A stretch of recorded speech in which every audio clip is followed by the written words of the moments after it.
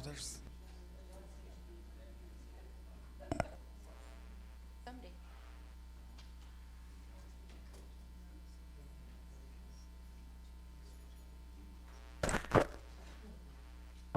Well, we'd like to officially call this meeting of the Washington County Board of Commissioners together for this August 3rd, 2021 meeting. We have a few visitors with us. We'd like to welcome you and appreciate you taking part in this special meeting. Of course, we have an agenda to go by, and currently we have asked Reverend Alex Wilkie to join us, a retired Baptist minister. Is he online? Well, in that regard, we'd love to ask Henry Walton to come up and offer us an invocation.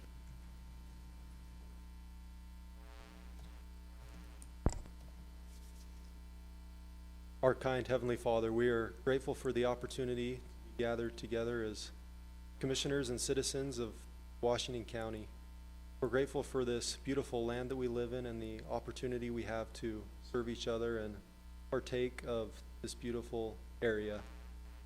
Heavenly Father, at this time we ask a special blessing upon the commission and all county employees as they continue to go about their public service. We bless them with kindness and gratitude and all that they stand in need of as they continue to serve the people of Washington County. We also bless the people of Washington County.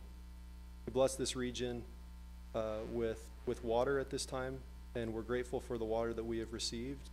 Continue to ask for more blessings in that regard. Heavenly Father, again, we're grateful for the opportunity we have to be here this day and say these things in the name of Jesus Christ. Amen. Amen. Thank you, Henry. Henry is the Government Affairs Officer for Dixie State University. Appreciate you being here. Now we'd like to invite Craig Dickerson. I have here Dick Usson. Okay. And Vietnam veteran, U.S. Navy. He was just telling me of some incredible stories. Most of you who are old enough to remember any of the video taken of ships out in, would it be the South China Sea? That literally they were evacuating dignitaries and others, families from Saigon. And once they landed on the aircraft, they needed to get rid of the helicopters. He was on that ship and was instrumental in not only a safe evacuation of many people, but we appreciate your service and glad you're here. There's a lot more to your story. I'd love to hear him someday. Thank you. The meeting is yours. We all stand, please, for the pledge.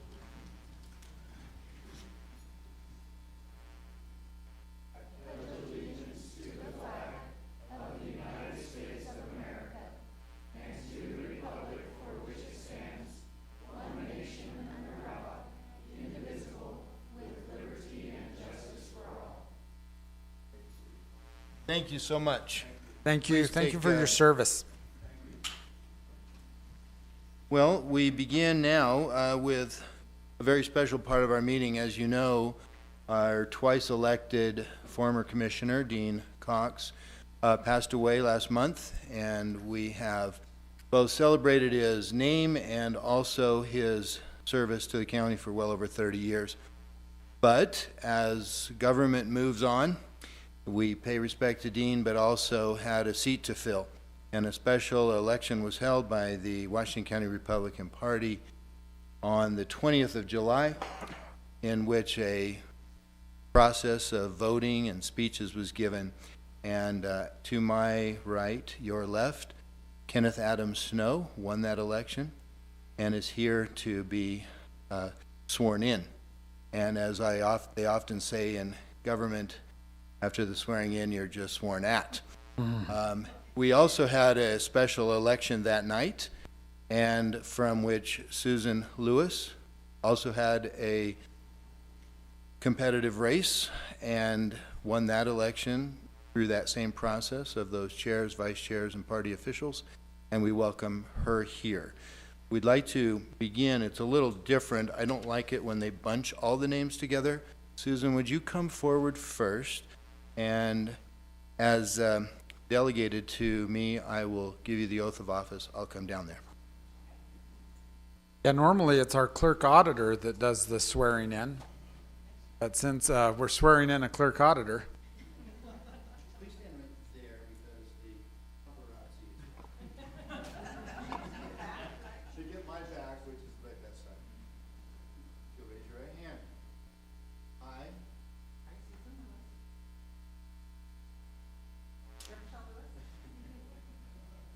Having been elected and appointed to the office of Washington County Clerk Auditor, do solemnly swear that I will support, obey, and defend the Constitution of the United States and the Constitution of the State of Utah, and that I will discharge the duties of my office with fidelity. Official.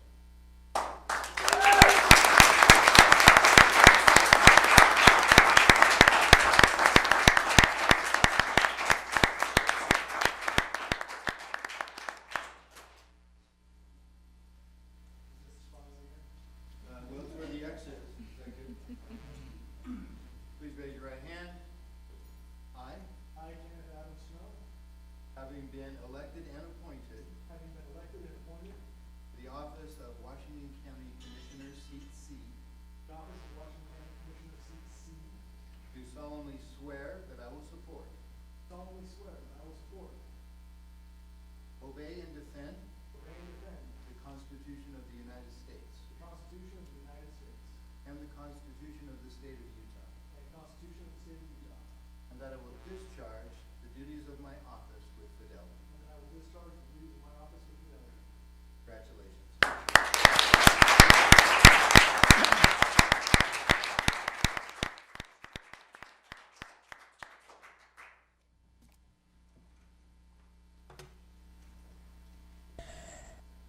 We appreciate very much the opportunity to work with Adam and know that he will fill the shoes of Dean as best as he can, but also he brings his own shoes. And he's already been doing a few of those things today on a get your feet wet sort of basis. We appreciate all those who are here, his family and others, to honor that. and Susan Lewis as well. A lot of people might not appreciate that the clerk auditor is sometimes like having the fourth commissioner, and the fact Yes. that all budgetary things, which we do a lot of, we need to go clear it through the clerk auditor's office, and Susan's going to do fantastic. And of course, Kim Hafen's here, and I'd like to remind everybody that last year he was the clerk auditor of the year, state of Utah, with good reason. And of course, he's a humble man and doesn't like me reminding everybody, but and I shouldn't do it because the more I would do that, he won't come to any more of our meetings. But you know, we love him and appreciate him. Yes, we're glad that he's here. I remember in an election, someone said, "Oh, all those commissioners just line their pockets." And I'm trying to think, I look at Susan and look at Kim and say, I don't know how that would be possible. I mean, I found a dime out here on the stairs coming up once, and maybe I should turn that in because that's about the extent of the possibilities of lining. But we welcome, True of story course- though. I will tell a true story about Kim. He did find loose change, and he took it in and ran it through like the whole receipt process and put it in its proper place. That was how diligent he was. I don't know if Kim remembers. Is a penny, yeah, yeah. So Well, and the interest earned, he was here long enough that the interest earned caused us to be able to build the administration building yeah. with no borrowing. Thank you, Kim. Well, those two officials, we certainly welcome you and appreciate your diligence in being here. We now have our consent agenda. The consent agenda is a means of expediting the consideration of routine matters. If a commissioner requests that items be removed from the consent agenda, those items are placed at the beginning of the regular agenda. Other than request to remove items, a motion to approve the items on the consent agenda is not debatable. Mr. Chairman, upon my review of the consent agenda, I'd like to make a motion that we approve the consent agenda consisting of item A, consideration of auditor-approved claims for payment for July 21st, 2021 through August 3rd, 2021. B, consideration of regular commission meeting minutes of July 20th, 2021. C, consideration of administrative adjustments, real property. D, consideration of administrative adjustments for personal property. E, consideration of applications for property tax abatement, which there are 6. And item F, which is consideration of interlocal agreement between the City of St. George and Washington County for the 2021 Brian Justice Assistance Grant JAG Program Award. G, consideration of NRCS Grant number 68-8D 43-14-08 time extension. H, consideration of amendment to Children's Justice Professional Service Agreement. I, consideration of amendment to Agreement 170646 between the Attorney General's Office and Washington County for reimbursement for services provided by the Children's Justice Court. J, acknowledgement of publishing notice of adoption of ordinance number 2021-1184-0 on Saturday, July 24th, 2001. And that is my motion. I second that. Motion and a second. All in favor, say aye. Aye. Aye. Passes unanimously. Our regular item agenda number 1, I'd like to preface what we have as a resolution with a couple of introductory quotes, one of which is defining the purpose of government. This is from Thomas Jefferson. Purpose of government is to maintain a society which secures to every member the inherent and inalienable rights of man, and promotes the safety and happiness of its people. Protecting these rights from violation, therefore, is the primary obligation. We have discussed an issue before us, which our attorney has well written, and I do want to remind everyone that your rights do not come from the government, and therefore the government can't take away something because it didn't give them to you. They are inalienable rights. And so consequently, the discussion that we'll have here is a benefit to citizens individually, and then also recognizing their obligation to community. In a capstone to that, in his farewell address, George Washington said the following: "It is of infinite moment that you should properly estimate the immense value of your national union to your collective and individual happiness. In other words, your sense to self is also balanced with your sense of community responsibility." Having said that, the resolution that's before us, which is number R 2021-2809, placing trust in individual health decisions and establishing a policy against lockdowns and mask mandates. We have asked for a couple to comment on this resolution, but I'll read it first into the record, and then we'd love to invite Dr. Blodgett to make some comments, our Undersheriff James Stanley, and then the one who wrote it, our County Attorney Eric Clark, if he'd like to, doesn't have to. This resolution is as follows. Whereas governmental entities around the world are considering imposing new lockdowns and mask mandates in response to a resurgence of the COVID virus, whereas in Washington County we believe that individuals should educate themselves, consult with their personal physicians, and make their own healthcare choices, whereas lockdowns have been shown to have negative impacts on economies and individuals' mental health, whereas individuals can take steps to protect themselves from COVID, including receiving a vaccine, wearing a mask, maintaining physical separation, and other measures. Whereas additional lockdowns and mask mandates from Washington County are not warranted. Now, therefore, it is resolved by the County Commissioners of Washington County, Utah, that individuals are encouraged to make educated personal health care decisions to continue to slow the spread of the COVID virus. It is further resolved that Washington County will not support nor impose any economic lockdowns or mask mandates. Dr. Blodgett, would you care to comment? Our county health director, and by the way, one who deserves applause Really for not does. only schools staying open, businesses staying open, and our county being relatively free in its processes to keep people employed, educated, and healthy.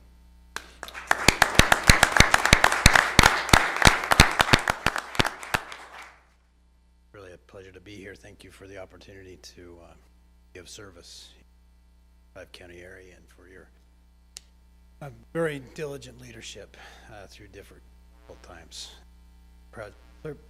Privilege for me to work with you, but also to serve this community and to be part of that whole process that has been at times. Somebody showed me that there were over 4 billion newspaper articles created about virus. I think that's created a whole bunch of experts in COVID. So we all know more than we ever wanted to know about COVID, and yet I think we don't know very much. And I think core to this resolution and to the idea that's on the table is it's always been about personal responsibility. And we all have had a responsibility to understand what this virus means, what it can mean for others, what it can mean for those around us, who we expose. So having that kind of understanding has really always been the goal of the health department. Posted on our website and made available information to help people make decisions about their lives that are appropriate for their circumstances and who they are and what they need. I think that's fundamentally the goal of what good public health is all about, is to help people come to an understanding of what it is that helps them live the best possible, highest quality life. Often and almost always, too much government interference in that process doesn't further that, but so I think it's pretty easy to argue that mask mandate created a lot more energy going towards what can I do to avoid the mask mandate than whether masks would be beneficial. And I had this analogy I used for masks a lot. People would ask me whether masks were good or not, and I said, look, they probably help. Evidence is that way, but it really matters whether or not you're wearing the mask at the one moment, like a seatbelt. You're wear it 99.9% of the time, that 0.1% of the time you're not wearing it, the time that it doesn't matter. It's that time when you're not wearing it, and you could expose somebody else, that often people were not wearing it. So we know people got exposed to this virus most often in their own homes or around people they knew socially and those kinds of things. So we were imposing mandates on things that were not consistent. And yet I don't think people understood that, because the mandate got in the way of good, solid public health, which is informing people of the best way that they can impact. So now we see some very interesting dichotomies, right? We have a very effective vaccine. Recommend wholeheartedly, and yet a significant portion of the population not vaccinated. So those are decisions people are allowed to make, but I think we often make decisions, and then the consequences of those decisions are not things we get to. So if we know that people don't end up in the hospital, they don't die vaccinated, I think that's important information out. Not trying to force that issue. So I'm grateful for the sentiment here, the idea that each of us as an individual has a responsibility to understand what COVID's all about, what anything government is engaged in is all about, and to make decisions appropriate to their situation. And in so doing, you make a better judgment for yourself than somebody else could. So we're happy to support the activities of the community that we're a part of, happy to form and be part of the solution, hope, and to remind people that you are in charge. And I think we learned that is spectacularly. Tried to force any of these issues often. Thank you for the opportunity to. I'll answer any questions. Yeah, I want to add to how much I appreciate Dr. Blodgett, all the hard work he's been. This has been a crazy time. I know Dr. Blodgett's not somebody that kind of relishes being thrust into this. One thing that I will say, I haven't read the all billion articles on COVID. But in January of 2020, before this thing really came down, I was at our public health board meeting. And Dr. Blodgett at that time, COVID was still a China issue. And as seems to have been, when you look at some of the other diseases, SARS, H1N1, I'm not sure how many of them came out of China, but China does have a couple billion people, so I guess that would explain a few things. But that presentation, he went over infection rates, and he went over mortality rates, and kind of how this disease acted. And a lot of the information that Dr. Blodgett had was not completely clear because it was coming out of China. But I will say that throughout this entire crazy year and a half that we've had, that presentation that Dr. Blodgett gave early on was as solid as amount of information as I ever received in this. And as we still look at some of the decisions that have been made, masks in school, infection rate in younger people, I mean, Dr. Blodgett counseled against those things. He said, look, this is a disease where if you're in a vulnerable class, if your health is compromised, you need to take precautions. And that could have been the real focus over the last year. And this resolution is not in any way diminishing the reality of this virus or the fact that families that we know and care about have been affected. What this is it's a resolution stating exactly what the chairman has stated, is that as a county commission, we've trusted the people. The people have trusted us, and we've trusted the people to make the decision to elect us. And we trust the people to take good information and make good decisions for themselves in how they're going to, their individual health. And that's really, we've had a lot of people reaching out to us saying, okay, where are you going to stand on masks? Where are you going to stand on mandates and lockdowns? And I think if anybody has watched the restraint that we've had throughout this crisis, I think they know kind of where our opinion is. But we felt it necessary to kind of put it into writing, just put it on the public record and say, this is where your county commission stands on it. We're going to give the decision back to you. We're going to give the decision to you to make, exercise your own choice and accountability in regards to your health. We're not going to make public health policy that would violate your freedom of choice. But I would encourage all of our citizens to look to Dr. Blodgett and our local health department to get that information, because you know what we really need is a vaccination against CNN and some of these other sources that are just like blowing it out of the water on information. We need to get good information out there. And of course, we are seeing a different virus. Could you speak just a little bit to what we're seeing, because it does seem that this Delta variant or whatever is a little bit different, but we've seen that in other viruses, right? With the flu viruses, that kind of mutates a little bit. And also speak a little bit to the population that you're seeing that hit the most, because it still seems to be that our children are not impacted, but maybe some other folks need to take a little more precaution. Yeah, that's a great question. Sure, wait. You know, we actually in flu see so much change on a regular basis that we have an annual flu shot because of what we call drift in the genome. That'll happen continuously throughout a flu season and every year. It's just the nature of these upper respiratory tract infections that they continually change. It's just part of the process and part of what they're all about. Fortunately, this virus is actually much more stable than, say, an influenza virus. Let me give you a comparison.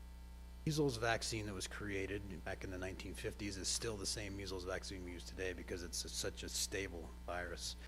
And so the vaccine still works. And so all of the studies that have been done on all of the variants have shown good efficacy of the vaccine against the endpoint, which we're all concerned about, which is hospitalization. And so, so far, so good. The immunization still works, and we have a technology now with mRNA vaccines, which are very easy to switch, and we could do the whole vaccine campaign all over again very quickly. Should it do what we call in influenza terminology shift, so far that it's a brand-new bug we're dealing with rather than the original. So you'll hear a lot of talk about variants. The reality is, so far, it's has roughly the same profile as to who it impacts, and roughly the same profile as to who it is that has the most to deal with. And so it is informative to review and remember, and we try and put this out as many formats as we can, who it is that's most impacted by this. So if you are over the age of 85, you have an 85% chance of not dying, but a 15% chance of dying from this virus. If you're over 85 and you're not vaccinated, that is a problem, because 15% is a big number, right? If you drop down to 70, that number drops to 5%. And then down below that, for every year of life, you start to drop percentage points until you get down to below 50. And then the fatality rate for influenza every year is higher at every age point than for coronavirus for every age point below the age. So by the time you get to under 18, so I hate to digress, but I think it's actually an interesting question. They did a telephone survey. They asked people, what percentage of people end up getting hospitalized that have been exposed? So about 35% of people said somewhere in the neighborhood of 25 to 50%. Another 60% said 20 to 25%. Real number is 1 to 3%. That is safe. So I think people have a not very clear picture of how likely you are to end up in the hospital. We're just talking about a sheer volume, right? You have 1% and you have 4,000 cases a day. That's, that starts to add up as people in the hospital. But as far as individual risk, I think it's important to understand.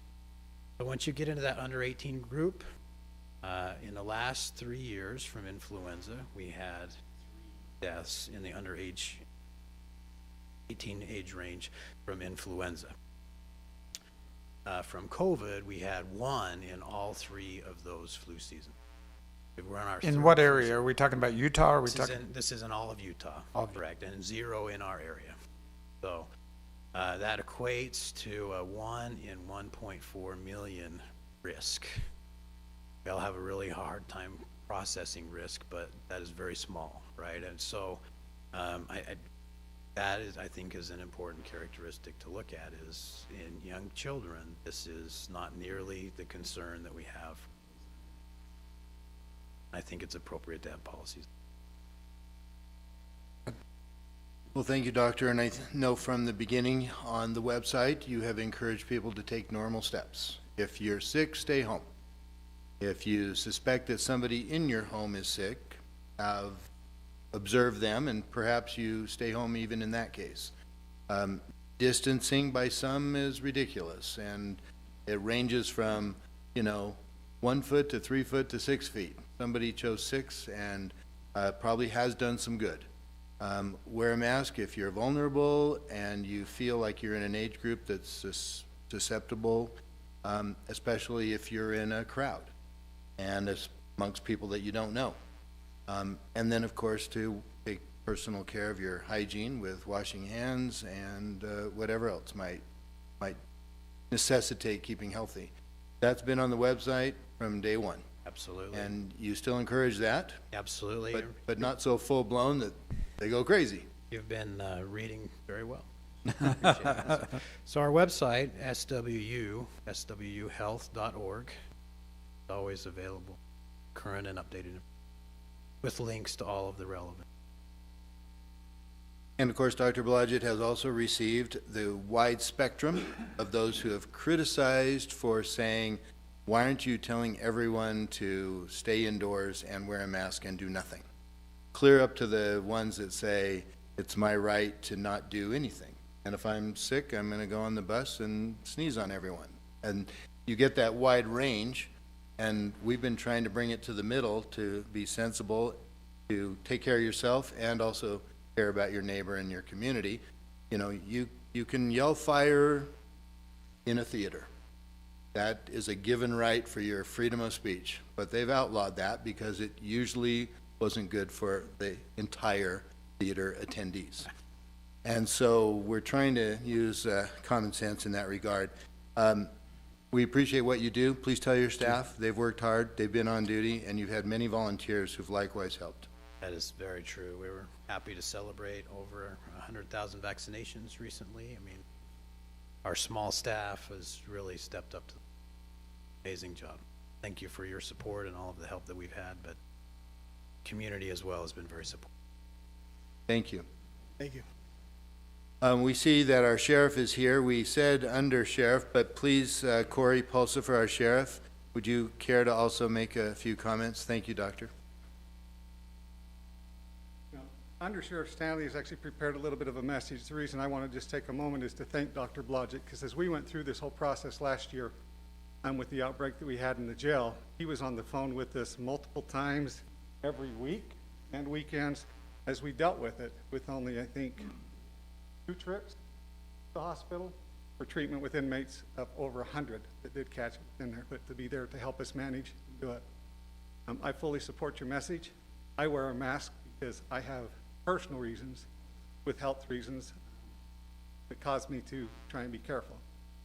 I caught COVID back in February, even though I was trying to be careful and wear a mask and use the stuff. I'm right in the middle of chemo treatment, radiation. Made it through it, but I also feel that it's my personal responsibility. Thank you. Thank you, Sheriff. Thank you, Sheriff. Commissioners, thank you for the opportunity to speak to this. When I brought this to your attention, I want to just share briefly what brought this out for me. I went to a local community shop to buy a smoothie, and when I walked in the door, I was somewhat taken back to see all the employees wearing masks. Now, I fully support a business to run the way they choose. However, what it did for me was take me back to last year and worrying about all the things that this coronavirus has done to society. I was worried about my kids going back to school, and are they going to have to wear a mask, and these kind of things that we all should be concerned about. That being said, I think Washington County has done remarkably well in recovery, and I think the citizens of this county deserve the right to choose for themselves. And from a law enforcement standpoint, I want to just make sure everyone is aware that the Washington County Sheriff's Office has no interest in supporting a mandatory mask mandate in this county, and I'm glad that the commissioners kind of see it, or at least I hope you see it the same way, that personal choice is much better than forced compliance. Thank you. Thank you. And let's say tomorrow at 11 o'clock, Officer Ashworth, correct? Correct. Who passed away a few days ago of COVID. We are very sensitive to his family, For sure. and because at his age, you would not classify him as one who would have gotten COVID and struggled. So, against all HIPAA violations, one can only guess that it just was difficult for him. Having said that, we don't want anyone to twist our words or this resolution to think for a moment that our hearts don't go out to anyone who lost a loved one, because this was very difficult. And as we all scrambled to deal with what they had to guess how to best fight it, whether at the hospital, at the ICU, at home where so many people just stayed and toughed it out, and some also may have passed away there. I know of one in particular in our neighborhood. We are in no way less sensitive to those who struggled and lost loved ones because of that. And it's hard for someone, I think, to balance that sadness and our sensitivity with this resolution.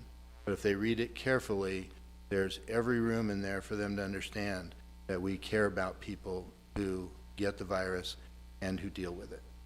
I want to thank Under Sheriff Stanley for bringing this together, bringing this up to us, because usually when he makes an appointment to come visit with us, there's a host of other issues that we could probably be worrying about, and so you almost have to brace yourself. But he came in and he really just laid it out, and I myself had been thinking as people were reaching out to me and asking, you know, what is the position of the county going to be, and in visiting, we felt at that time, and our county attorney, Eric Clark, was there with us. We felt like we just had to put this into writing. This is something that we've believed throughout this whole pandemic as we've worked with Dr. Blodgett and our health department and the rest of our community leaders. But that's the reason we decided to put this into writing. I want to thank you for doing that. And I would, for anybody that might be joining or watching us, Superintendent Larry Bergeson put out the policy that the Washington County School District is going to be following, which is very much along the lines of what our resolution is. It's giving people the best information possible, encouraging them to make the best decisions. And I do want to thank everybody who's been sick for staying home, because during this pandemic, I've never been more healthy in my life. I haven't even had so much as a sniffles, and I think it's because all the sick people have been staying home. I mean, I don't know. Just put that out there as a big thank you to Not everybody. all of us were that lucky. Or maybe I had COVID before COVID was a thing, because I think I was really sick right before this all came down, but I haven't. I just want to thank you for your support. I appreciate it, and I choose liberty. Absolutely, thank you. The State Health Department as well, Dr. Blodgett yesterday announced that they would leave these decisions up to the local health authorities, so. Thank you, Under Sheriff. Thank you, Sheriff. Anyone else add anything? Eric? Sure. Thanks, Commissioner. As we've all obviously thought about this topic a lot in the last year, as I've talked to Dr. Blodgett a ton of times, in our community, by and large, we believe in individual liberties and personal choices. And it's interesting that when you're up against tough times, there's a tendency or a temptation for those in a position of power to want to exercise that power in a way that tells people what to be doing. And throughout, Dr. Blodgett has been consistent in the message that he shared today, in that public health does best when it educates and empowers people, rather than when everything gets distorted. And we've seen that in the last 2 weeks. All the messaging gets distorted when new rules and new mandates start coming out, as opposed to giving out good information and trusting us to make the right decisions. And so I just, appreciate the commissioners, appreciate our law enforcement, and I can't say enough positive about Dr. Blodgett and our health department. And I encourage people, you can trust our health department. You can go to their website, you can follow them on Facebook, and they do give us good information and empower us to make the best decisions for ourselves. Thank you.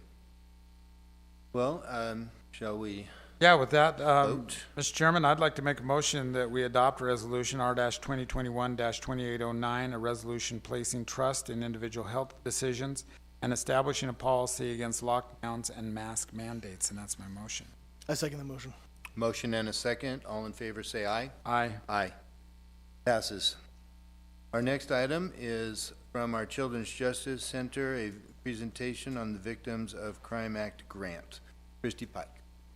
Christy, it seems like you were here just a couple weeks ago, but Miss me, Victor? I did. We are I always happy- like to see you, but it's always a sobering topic that we have to discuss. but It is, but we. Thank you so much for what you do. Well, and I brought with me Megan and Celinda. They are two of our three employees who are at least partially funded by our VOCA grant. So, and Kenzie was going to be with us, but she wasn't able to make it. So Celinda's going to pull up our slideshow here. File start from the beginning. That'll work right there from beginning.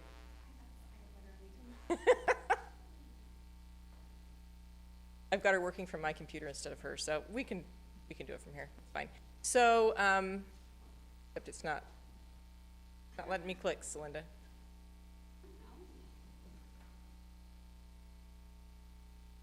Okay, go to.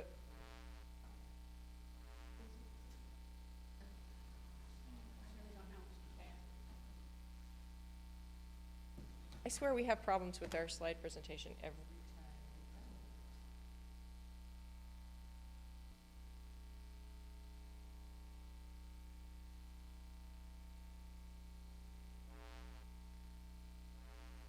time. I'd offer to help, but I just It's not. couldn't Okay, we're gonna do it annually. So just for those who are, new to us, our mission at the Children's Justice Center is to collaborate with multidisciplinary partners to protect each child, advance justice, promote healing, and educate our community. And just to kind of let you know a little bit about what we've been up to this year, in the first 6 months of 2021, we performed 155 interviews. That was up. In fact, there was a day last month when our forensic interviewer did 10 forensic interviews, which is just a huge number of interviews to do in one day for one person. We did 72 medical exams, also up. Completed 24 traumatic stress screenings. This is where we also can screen for suicidality with kids. The average score on those was 20.2, and anything over 20 is considered high for traumatic stress risk. We provided 617 hours of mental health therapy. And we also provided a 2-day retreat and training for 43 of our multidisciplinary team members. So that included Commissioner Almquist, who came, and our county attorney was there, Eric Clark, but also members of law enforcement from agencies across the county, members of Child Protective Services from DCFS, our prosecution team from the county attorney's office, and our staff and medical team. So it was awesome. Yeah. Christy, just for the public to know and those Yeah. who are obviously going to view this later, people don't understand what these 155 interviews are for. Yeah, okay. Without getting too graphic, please tell us who your client is in as kind of terms as you can. So, we serve children who have been victims of a crime or who have been a witness to a crime. Most of the children we see there is an allegation of child sex abuse. But we also see kids if there's an allegation, in some cases of physical abuse, or they've been a witness to a crime for other reasons. But most of the kids we see there's an allegation of child sex abuse. Thank you. Sometimes I get ahead of myself. So the Victims of Crime Act is one of our main sources of funding, and this is just comparing the fiscal year that ended June 30th with the fiscal year that began July 1. So last fiscal year, they funded $376,000 plus for us, which accounted for 55% of our overall budget and 99% of our mental health services, and also helped us pay for victim services, equipment, furniture, cell phones, training, supplies, and a number of different items like that. So we have been saying and preparing for the fact that the fund that funds VOCA has been depleting. That money comes from fines and penalties paid in federal cases. It's not taxpayer money, it is fines and penalties paid by criminals. And there were some issues with the way that was being funded, and the fund has been depleting consistently. And so we knew we would be facing cuts for this year and next year. And as you can see, we saw a 36% decrease from last year in our VOCA award amount.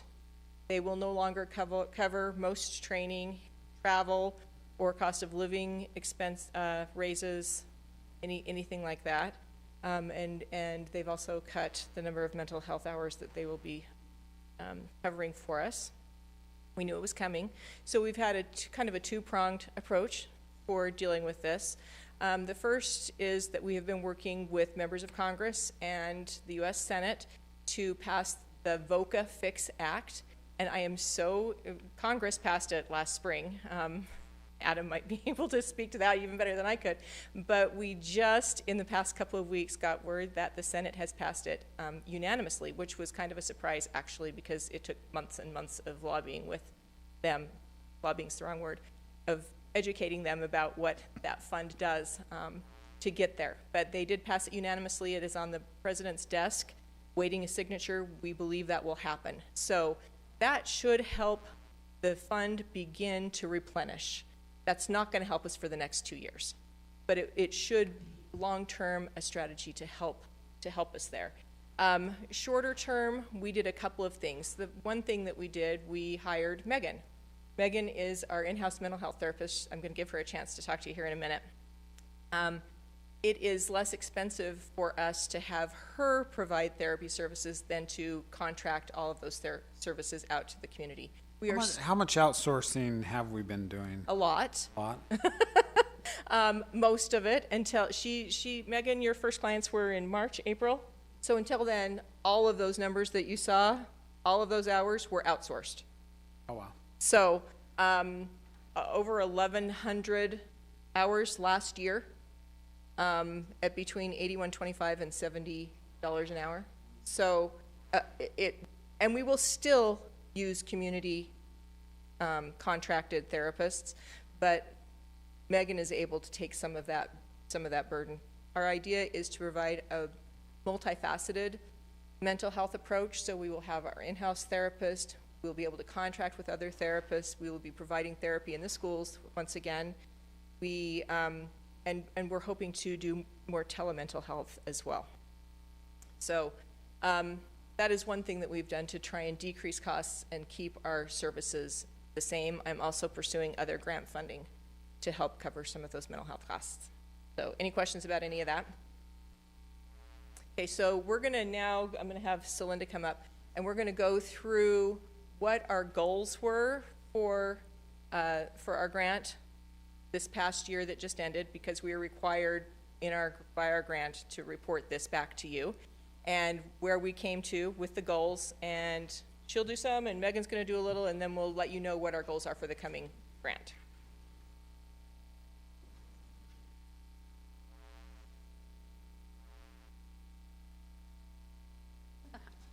Hi, I'm Celinda. I'm the Victim Service Coordinator over at the Children's Justice Center. So one of our goals is to refer any victim that comes in for an interview to medical. So our goal was to refer 310 primary victims, and we referred 315 victims. So anybody that comes to see us, we just send the paperwork onto our medical team because we are not medical providers. And so we do not make the determination whether or not they need to be seen, or if medical is concerned. We leave that up to them and their medical opinion to follow up with the parents. But we also do talk to parents and the victim about coming in and having a medical, what that would entail and how it might be helpful for their child. Our second goal was to assist with completing crime victim reparation applications. So crime victim reparation is also covered under the VOCA money. It's a separate entity. These applications, so our goal was 50, we hit 45. Because Megan came in, and we had so much money for therapy in our last grant, we didn't fill out a lot of crime victim reparation applications because they're the same fund and we can't double dip. So there were a lot of people who received services through the VOCA funds, but just through our grant, that normally we would have had fill out a crime victim reparation application. But because we were using different funds, we didn't double dip there. So this year with our numbers, with the money that we have for therapy going down, we are also going to increase our application numbers. So one of the things that we do at the Children's Justice Center is help parents or guardians apply for protective orders that can help protect the children from having contact with what we would consider the suspect or the alleged perpetrator. Our goal was 15, and we hit 19 protective orders. So we also assist with going to court to support them, typically. So not only are we helping them fill out those applications, but we're also attending court with them. Our goal for providing information on victims' rights. So victims' rights, we have a Utah state statute that basically says when you're a victim, this statute applies. We talk to every single family that comes in. We tell them about their rights. Because kids are involved, we actually have additional rights. So we give them a sheet. We talk about that. The other thing that we talk about is if somebody's in jail, there is a bind service that you can actually apply for, and they'll notify you if that person is released. So that's also kind of for their protection. So our goal was 198, and we talked 276 times. So these goals so every time we get to count these is if we do a follow-up phone call and a parent has a question about, the VINE system or more about their rights, we also get to include that count. So people can be counted multiple times in different situations. The next goal is provide information on what to expect during the investigation. So our goal was 223, and we did 316 services. So during the investigation, we talk about the CJC process. We talk about the criminal justice process. We talk about the CPS process, and then we talk about what's going to happen if charges are filed. And then obviously, if a protective order is filed, we'll also include that information. So we're giving parents a lot of information when they're coming in to see us. Administering the traumatic stress screening tool to victims. So let me just kind of go over a little bit, because we did miss this by 30. So when I created this goal, what I did was I went back the last 3 years, and this screening tool can only be given to kids over the age of 6. So I took all of the interviews over the last 3 years, and then I subtracted out kids under the age of 6, and then kind of like divided it, and I got to 210.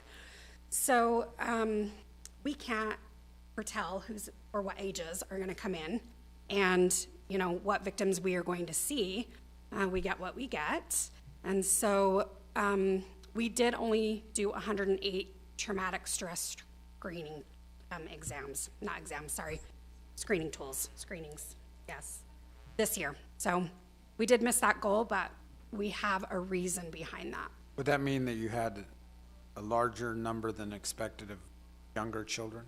So it could be younger. One other thing that we just kind of discussed is we see a lot of kids from residential treatment facilities here.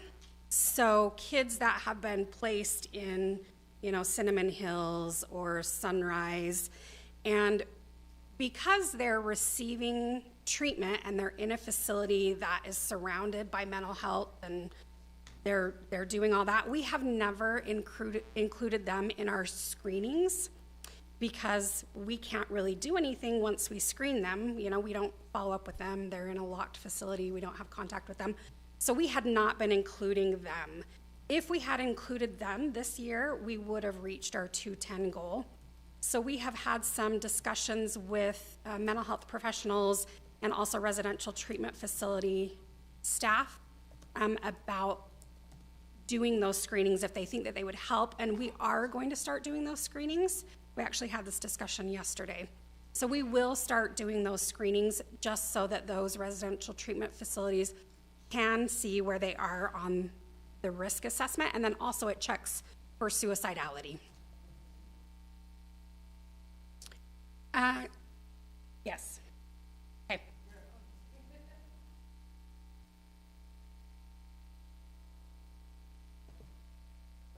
Hi, My Megan. name's Megan, and Megan Bigwood, and I'm an associate clinical mental health counselor. And I started at the CJC back in January. So it's been a great 8 months to learn. And the people that work there are fantastic in their mission and their heart. And we're all huge fans of Megan and the work that she's doing, what she's added to that team. Awesome. I'm huge fans of you guys too. So the goal was to contract with 3 school-based therapists. I think there was a period where we dropped someone and we've been able to add somebody else, and so we've achieved that goal. That did affect losing somebody and being out of school for some of this time, and with COVID and all of the things that were going on. affect this next goal. We had some barriers there. So the goal was to achieve 2,746 hours of therapy for primary and secondary victims. Plus, it is a pilot program, so we were seeing we needed how many hours are we going to need? We achieved 1,162 hours. Awesome, right? 1,162 sessions with children and families that have been victims of crime. Isn't that amazing? Pretty awesome. So another barrier too that was there is just the amount of people in the community to contract with to get those hours as well. The other thing too is because we're a trauma-informed facility, I've been only seeing clients 2 days a week. Because the other 2 days, we have officers coming in and doing interviews, and we don't want to do therapy with kids that have experienced trauma with those kids. We're opening a whole new therapy space where those kids can have a separate entrance. So I'll be able to increase those days during the week. So from 2 to maybe 4, you know, so that'll increase the hours as well. This is my favorite, well, not my favorite, but one of my favorites, is we have a goal of 50 hours for our MDT members for therapy services. And the last time, I think we were at what, 2? And it's increased to 11.5. So this is just a great way to destigmatize mental health for all of our MDT members, and it's being utilized. And we're also doing that through offering mental health, like seminars and things like education. So I think this has been a great goal, and I would love to keep this and increase it. Thank you. Megan, please tell everyone, because we live in a world of acronyms. Okay, And it's not fair to the public to not know what MDT stands for. So please tell them about the team. So the MDT is our multidisciplinary team, which includes our county attorneys, includes PS or DCFS, the Child Protective Services, and then our law enforcement and the people at the Children's Justice Center. And they are on the front line, including yourself and all of your staff, and also may see and experience things that are uncomfortable. And this is a way for them to anonymously have some of their concerns expressed so that they don't carry the baggage of things they've seen and witnessed and are able to provide future therapy as well. Right. Absolutely. Thank you. Great. Thank you. Christy? Oh.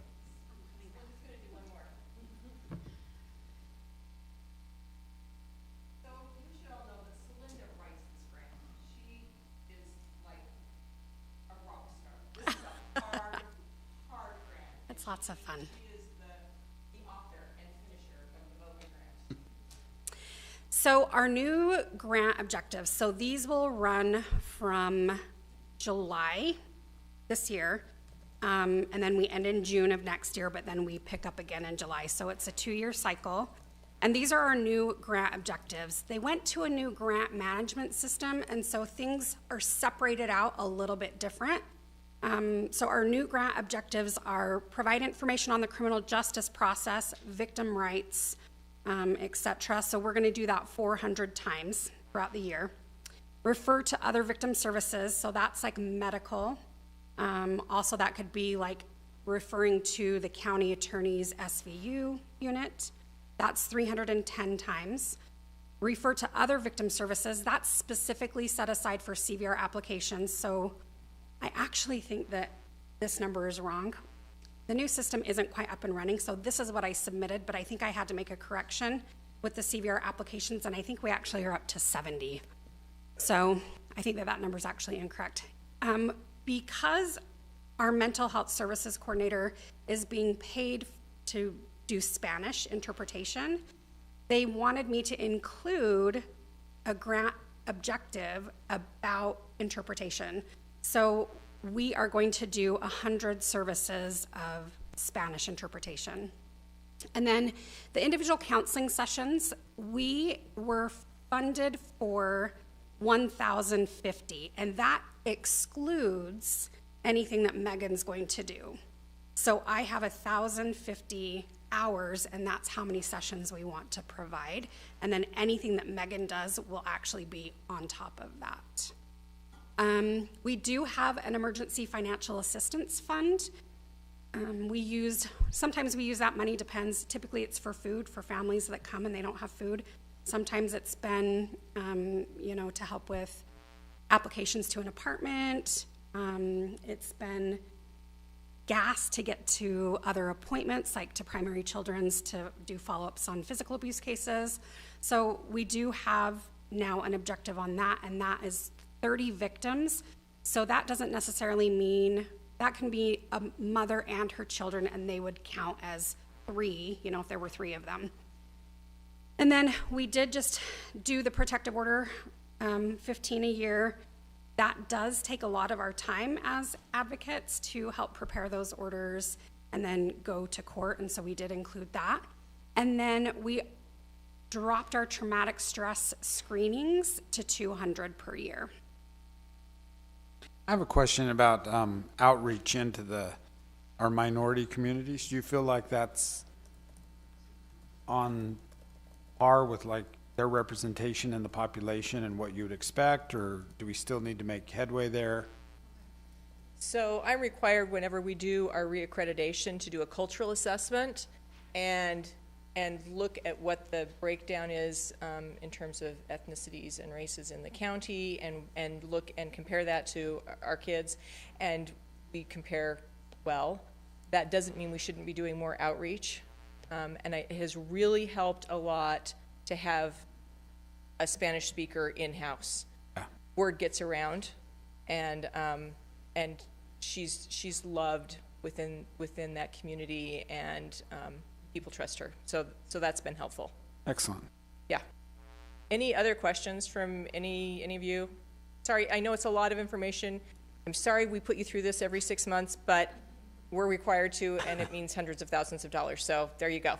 But are there any questions we can answer? They did allude to the fact that we're remodeling our garage, and it will be and the community is doing it for us. It's not costing us anything, and because that's where we live, right? We live in the best community anywhere. I love it here. So our garage is going to become a couple of mental health offices with a separate entrance, so that we have that capacity. So.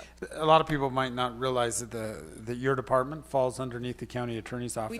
We do. And Eric Clark is he's very big on you guys. He well, we tells like us Eric often too. how much he appreciates you and how much confidence he has in you and your team. We have a unique structure here in Utah where we are a public-private partnership. Lots of places across the country, children's advocacy centers, of which a CJC would be a type of, are private, and they're trying to do that as a not-for-profit all the time. And I got to tell you, it makes a huge difference to have a county attorney who's behind you, not just for all of the reasons you might expect, but also because it helps our multidisciplinary team get on board. Yeah, I can't imagine it just being a pure nonprofit. It would I don't think it'd really work. I wouldn't have this job, and that would make me really sad because I love this job. You do a great job. Thank you. Thanks. Anybody else? Anything? Awesome. Thank you. Christy, thank you, and your team. Yes. All right, our next item is item number 3, a presentation from the Washington County Pharmacy Contract Human Resources, Jonathan Little. Thank you, Commissioners. I'm going to be handing you something. Before I do, I need to just mention that this is all protected under non-disclosure agreements, so we won't be discussing vocally who or specific numbers.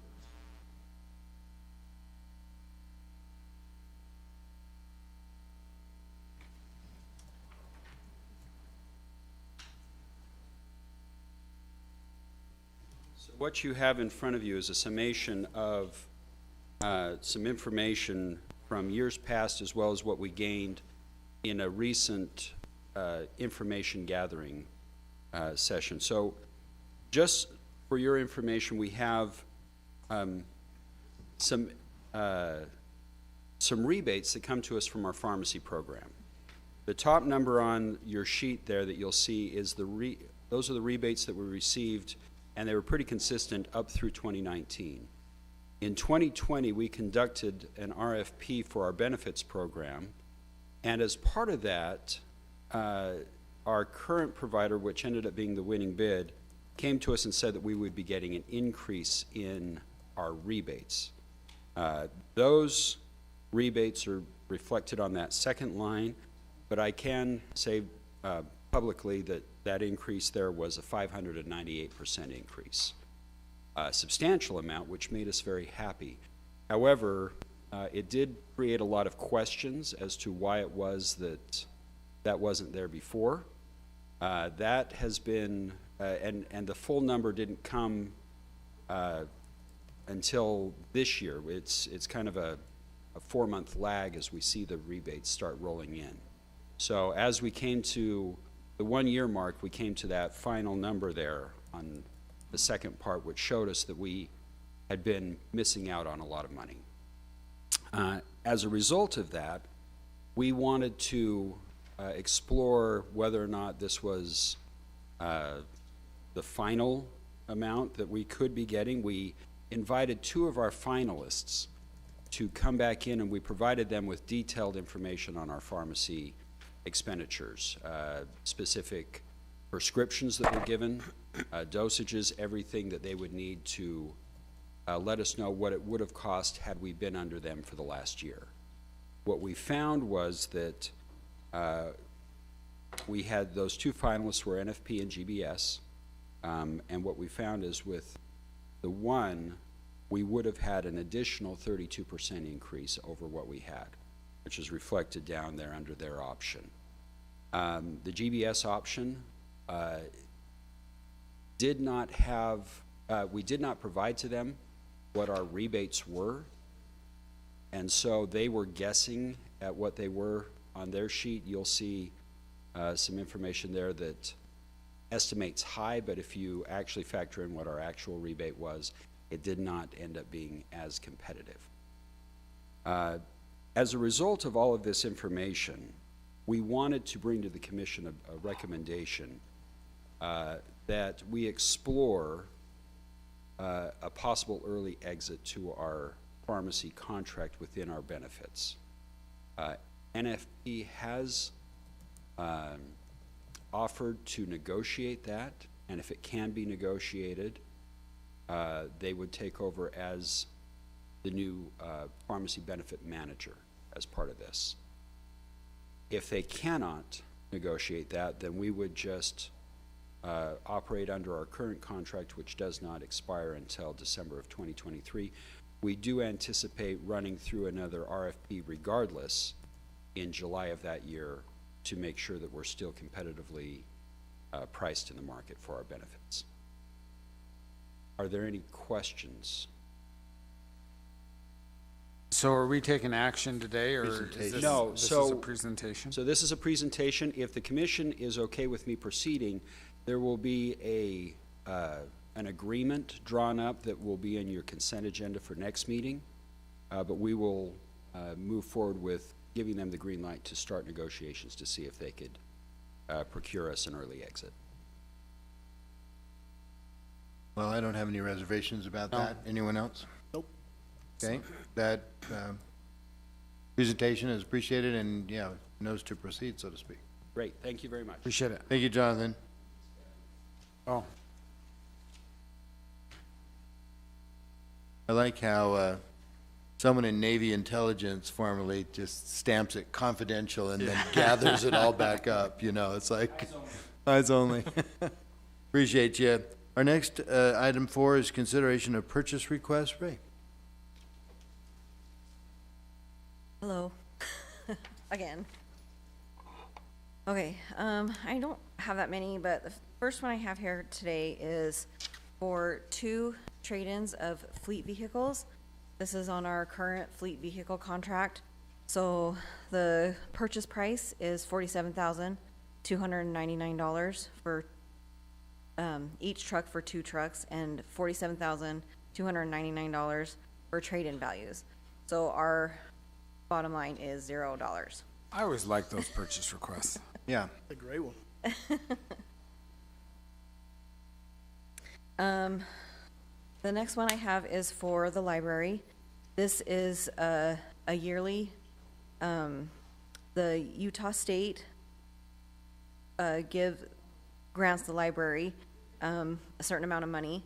Half it goes to what they require as they get for content, and then the other half the Washington County Library System can pick what they would like. The total of this is $51,225. So split in half is $25,612.50. All right, would you look, on that in blue, it says 50% state required purchases, and then right below it, it says 5% county preferences. It's That- supposed to be 50%. Sorry. All right, just I'll make sure that clarifying. gets fixed. All righty, Sorry about that. thank you. And then the final one is for the recorder's office. This is software for 2 new mapper positions, and they're $6,313 each, for a total of $12,626. Thank you. Can I have a motion? Mr. Chairman, I'd like to make a motion that we adopt the purchase requests that have been recommended to us by Ray. Second the motion?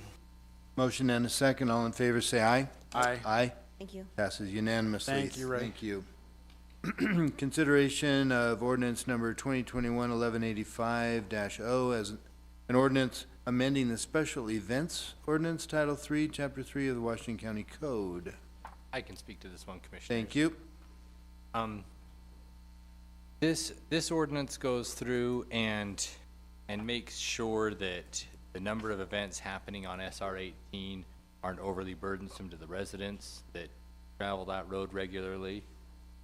It still allows for our larger events, but it places some restrictions to make sure that traffic can still travel smoothly through all the kind of minor events. And this also establishes, just kind of clarifying some of our rules on event promoters and how they get licensed. And it does get a little complicating sometimes for some of our folks, as you know, their race might start in a municipality, leave that municipality, go into unincorporated areas. Go back. But we've also had quite an increase, and so we needed to look at safety issues and concerns we had, kind of rope some of that in.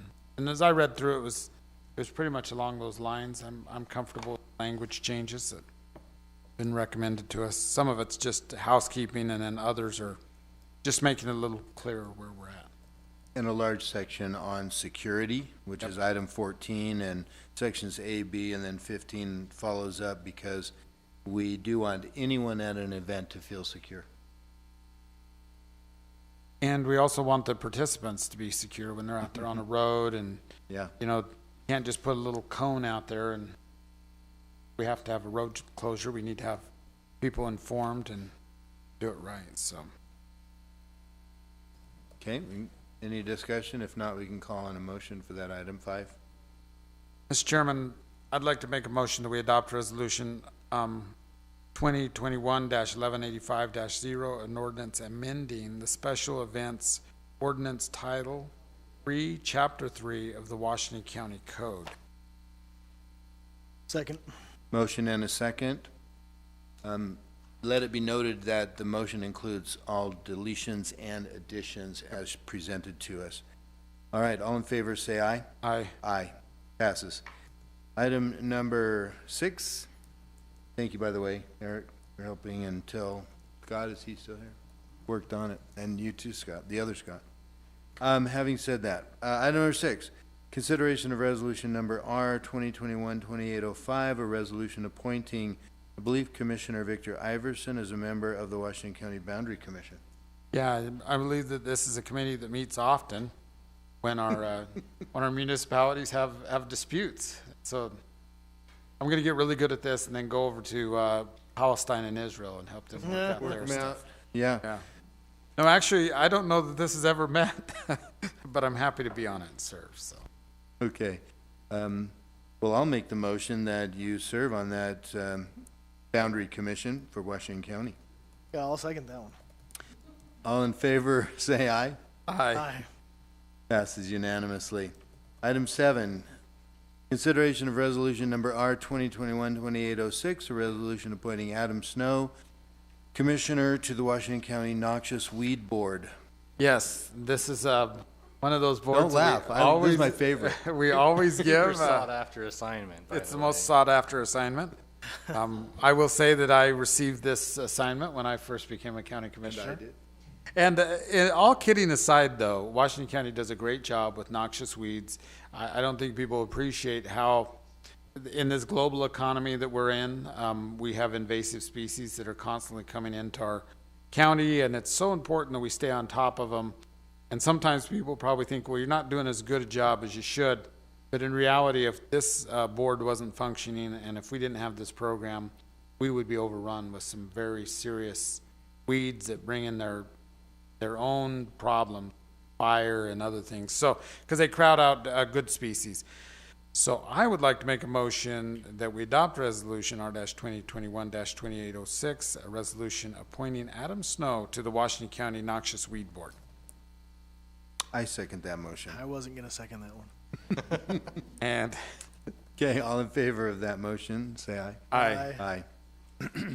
Well, I went to that meeting yesterday because even though Adam was on the board, it wasn't official yet, and so I went in his stead, and I can tell you, it was sobering. We have, across the country, the damage to crops from invasive species is immense. And they have just announced that up north, they are no longer going to spray for a weed called whitecap because they cannot keep ahead of it. And they have literally given up that battle. But they also announced where they were going to spray other things in our county, including some whitecap, because we could perhaps do battle here. But the problem is that they're seeing weeds, and this is why I really liked the board. Of course, I was a landscaper and hated weeds as much as anybody. But they have a particular thistle that has worked its way from California to Nevada, now here, and they are saying that it cannot grow above 3,900 feet, and yet they're finding it in Iron County at 5,000 feet. So it's a horrible plant, and believe me, our crews that are out there fighting it are simply trying to protect people, their crops, and values from literally being taken over by weeds. So, congratulations. Thank you. I look forward to it. That's that book I put on your desk, right? I saw that book. There'll be a test later. Having said that, on to the next one. Item 8, consideration of resolution number R-2021-2807, a resolution appointing Adam Snow to the Southwest Mosquito Abatement and Control District's Board of Trustees. Yes, this is also an important board that we get to give Adam Snow, our new commissioner, to sit on. It's a great group, and he just barely returned from Germany and complained about the mosquitoes, and so I expect him to really take that anger and channel it into this board and wage war on casino Gladly. I've mosquitoes. been itching one right here during the meeting. So. Yes. Okay. It's those Germans that Yeah, get to you. German mosquitoes. Anyway, it is they do a great job. Yep. Absolutely. So with that, I'd like to make a motion that we adopt resolution R-2021-2807, a resolution appointing Adam Snow to the Southwest Mosquito Abatement and Control District Board of Trustees. Seconded. Good job. You really wanted that I one. want that one. Yes. Well, a motion and a second for that appointment. All in favor, say aye. Aye. Aye. I can tell you that Adam, when he was calling in anticipation of this position as commissioner, told everyone that he doesn't know everything, and he does know a lot about certain things, but he knows nothing about mosquitoes or weeds. And little did he know what a prophet he was, because now you will. I think some word got back to you too. Actually, they're pretty fun boards. All righty. Item number 9, then, consideration of resolution number R-2021-2808, a resolution appointing Adam Snow to the Snow Canyon Joint Management Committee. Can I speak to this one, Commissioner? Please. Would that be okay? This is kind of a cool. They say the other committees are cool, but this one's kind of a cool committee. This is a unique committee. There are few, if any, other state parks that have a local joint management board. Right. Snow Canyon was dealing with crazy visitor number increases and trying to figure out how to deal with different things a few years ago.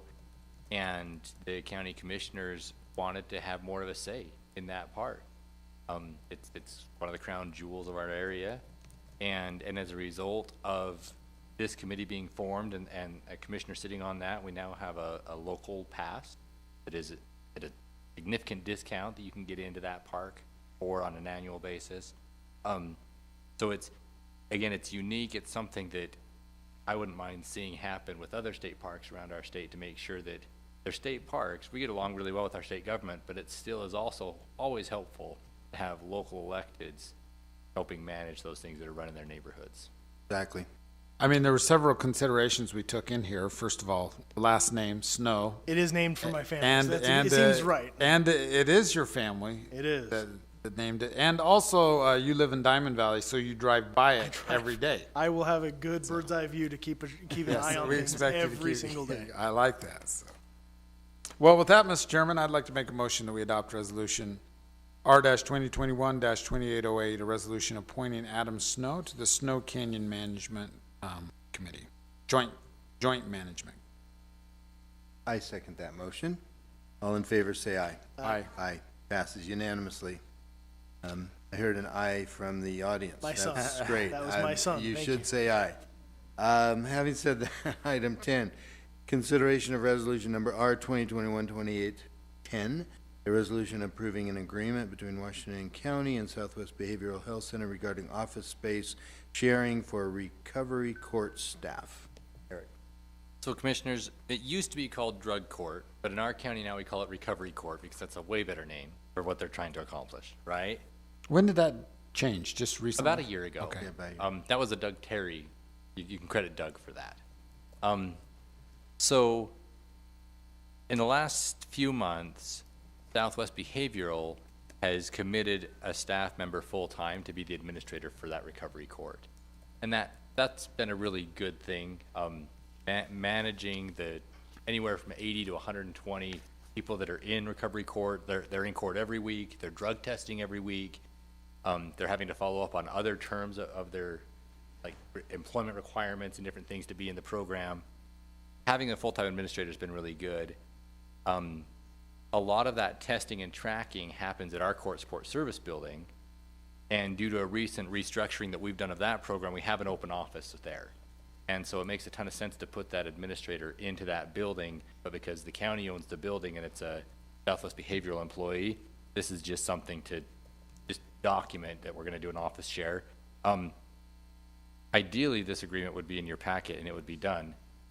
I didn't quite get it completely finished, and so I'm gonna ask you in your motion to approve it pending a final review. But that's, in concept, a simple, we're just sharing office. Yep. That's what behavioral. I think it's great. It fits right there. Like you said, the drug testing's taking place there. We've actually done a good job at remodeling that building. I think it looks good, so. Yep. I don't know. I think that, Commissioner Snow should make this resolution. Yes, Mr. Chairman, I move that we adopt resolution number R-2021-2810, a resolution approving an agreement between Washington County and Southwest Behavioral Health Center regarding office space sharing for recovery court staff pending final approval. Perfect. Hey, that's very good. I'll second that. Motion and a second. All in favor, say aye. Aye. Passes unanimously. Our next item, number 11, consideration of resolution R 2021-2811, a resolution approving a professional service agreement for engineering and traffic study services on Kolob Mountain and the above Zion conditional use project. Also, Eric? I can speak to this, or Ron can speak to this. Ron worked on it a lot more than I have, but I can give a brief synopsis, and then you can correct me on stuff that I mess up. So,